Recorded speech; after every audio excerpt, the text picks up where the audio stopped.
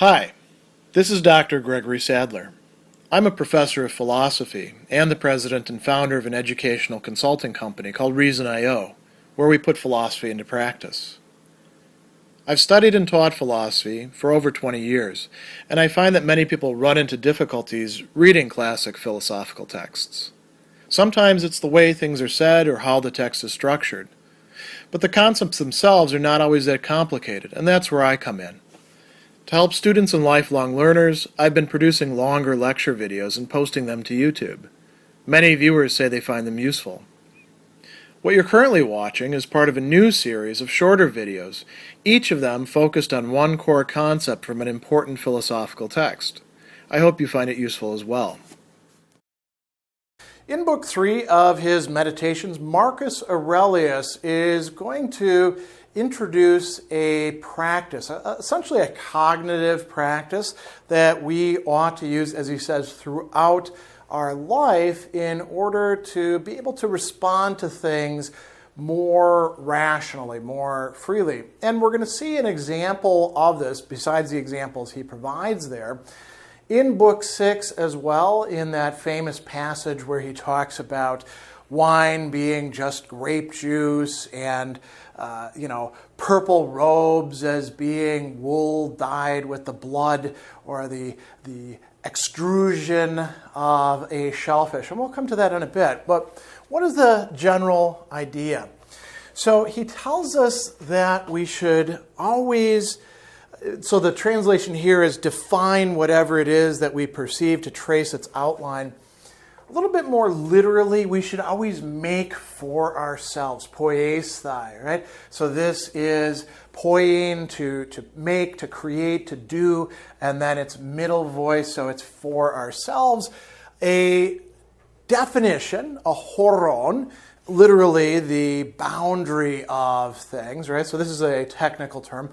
Or an outline, hypographein, right? Graphein is to write or to put things on a chalkboard, whatever it is going to be. And so hypo, around the thing, right?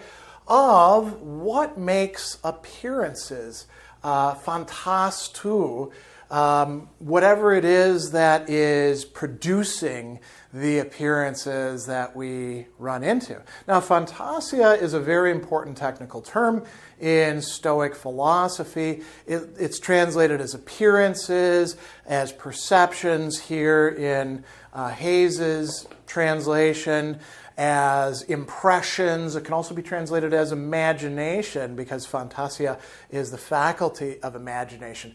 So from the Stoic perspective, we're constantly being bombarded with appearances of things, right? And appearances could be true or they could be false. They could be illusory. They could correspond to what it is that is there. And so Marcus goes on and he tells us that what we want to do is see what it really is.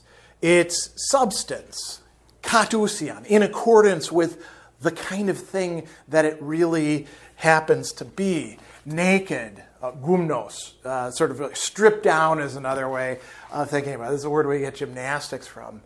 As a whole and unmodified, right? So holon di holon, so is the whole as a whole, or the whole through the whole. And the term that he's going to use there, diremenos, right? So we're keeping the thing, and we're dividing it up. We're trying to figure out what it is. This is very evocative language here, right? And then he goes on and introduces another consideration. So we have, you could say, figuring out what's actually there, not being misled by the phantasiae, the appearances, and then using language correctly, calling it by its proper name, onoma autou, right?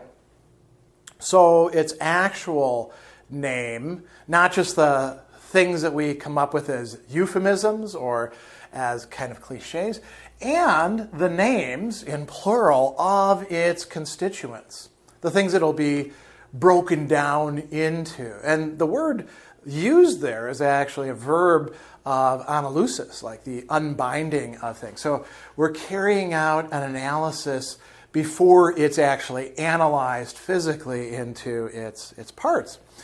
And so he says, nothing is so conducive to spiritual growth. Now, spiritual growth there is translating a term, megalophrosunes, poetike, productive of megalophrosunes. So megala is great, and then phrosunes is coming from friends, phronesis, these things that are connected with our mind, our practical intellect, you could say, if you want to. And, of course, this is also suggestive of another very close term that we often translate magnanimity or high-mindedness, megalopsuches, right? Megalophrosunes and megalopsuches are kind of similar to each other. So nothing is more productive of that, he says, as the capacity for logical and accurate analysis of everything that happens to us. So logical and accurate analysis. To elenkein. Now, elenkos and elenkein is usually used for arguing against something, for refuting something, for showing up its weaknesses, its failures, its gaps, right? So it's a kind of analysis that's a critical analysis, right? And toelenkein hodo, so in accordance with a hodos, a road, a path, a method, you could say. Kai aletheia, so accurate here, truthful would be closer, in truth or with truth. Hekaston, of each thing, of the matters that we're being confronted with. And so he says to look at it in such a way that we understand. So here's where we get to all the different matters. The need it fulfills, the krea, the use that it has, right? What else? In what kind of world, in what kind of arrangement, a cosmos. Its value to the world as a whole, to the entirety of the world, and to human being, anthropos, in particular, as a citizen of that higher city of which all other cities are mere households. So the Stoics thought of, there being a vast commonwealth, a world city, cosmopolites, in which we are all citizens along with the gods, the other rational beings. So that's one thing that we could think of. We could also ask, well, what kind of thing is it? What type? What is this thing that is in front of us, right? What is it made of? That's another question. How long was it designed to last? I mean, this can save us from a lot of grief, right? If we expect things that are rather ephemeral to last for us for a very long time, we're probably setting ourselves up for some unhappiness. Very interesting what qualities it's being translated here. Tinos arretes. What kind of virtue, what kind of goodness, pros auto chrea, is needed for this kind of use. Translated here, do I need to bring to bear on it? And he lists off a bunch of positive qualities: tranquility, courage, honesty, trustworthiness, straightforwardness, independence, or what? What do I need to do in order to handle this thing well? And then he talks about what things are due to or in accordance with. Is it the gods who brought something out, who produced something, who are the causes of it? Is it the interweavings and intertwinings? The word there's, this symploke of fate to coincidence or chance, or this is due to a human being, someone of the same race, the same birth, the same society, who doesn't know what nature requires of him, but I do, so I'll treat him. So this is the virtue. I'll treat him with the law that binds us, what the law of nature requires, with kindness and with justice. This is how we handle things that are done by human beings. If it's done by the gods or just, chance or necessity, not a lot of point in getting pissed off about that, right? And getting worked up. But if it's due to human beings, we can also say, well, this is the kind of thing that human beings do. And then he says, what about inconsequential things? I'll do my best to treat them as they deserve, as inconsequential things, right? And so a very interesting set of observations there that we can put into practice all the time. And I would argue that what is going on in Book 6, in this famous passage, chapter 13, is illustrating one set of examples of this. And interestingly, this passage begins by talking about grasping appearances, phantasian lambanein, right? Grasping what is in front of us, seizing upon it. And then it says, here's the examples of it. Roasted meat and other dishes in front of you. And then realizing to yourself, like carrying out this analysis, what is an actual dish? Well, it's a dead animal. He says, this is a dead fish, a dead bird, a dead pig, right? It's a corpse of something, and we're going to eat that up, right? Might be tasty, but, it's just a dead thing.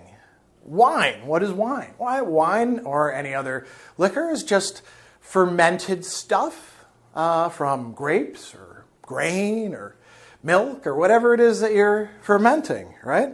Purple robes. Now, purple robes were a big deal back in antiquity because in order to get the color purple, you had to collect these shellfish and get the mucus from them, and it took a lot of time and work. So purple was a very expensive color to wear, and to have a purple robe, this is just wool dyed with shellfish blood, or having sex. Some rubbing, a brief seizure, and a little cloudy liquid. Now, that's kind of a funny way to talk about it, but if you think about all the stuff that people do invest in sex and attraction and sexuality, they say that the biggest organ is the brain. I mean, on a physical level, there's not a hell of a lot going on now. There. We invest it with all of this importance and all of this intentionality, right? So these are important. So he says what we need to do is latch onto and penetrate into the substance for all of these appearances. Kathik numenai and dxusi, right? So figure out what kind of ousia, what kind of substance the thing actually is. He says we need to do this all the time, all through our lives. When things lay claim to our trust, lay them bare. See how valueless they actually are. Strip away the legend. And interestingly, the word there, historia, the story that's being told about them, the narrative, we could say, social investment, right? Strip that stuff away, the brand name, and we can see things for how they really are. And then we won't be taken in by them. And we will be able to have the right responses to them and deal with them in a way that's befitting to a rational human being.